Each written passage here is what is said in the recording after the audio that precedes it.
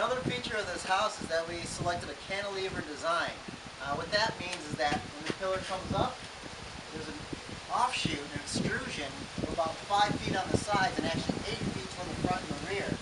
What this does is a couple things. It makes it really hard to get in the house if you're doing something subversive, if you're a burglar or something, which again we over-engineered, we don't have that problem here. A lot of this design was done in the States before we actually lived here. So for people or even critters, possums, probably the most proliferant ones here, we don't have that problem of them breaching anywhere in the house except for our stairs, which we'll get into later.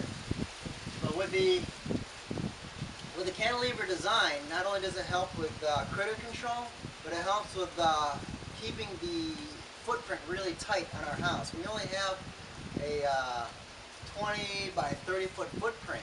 So eventually the jungle is going to come back into under our house, and we're being as least invasive as possible. The last thing with the cantilever design is water.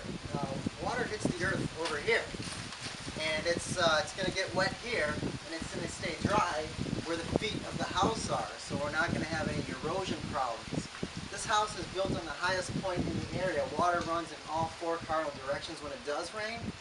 So again, some over-engineering keeps our feet to the ground nice and dry to keep the house stable. It's going nowhere. It's dug down into the earth until we reach the bedrock or the super hard clay.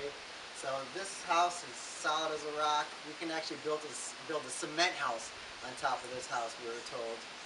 Even though that we've only got 9 narrow pillars. There's enough steel in here to keep this thing very strong and stable for many years to come.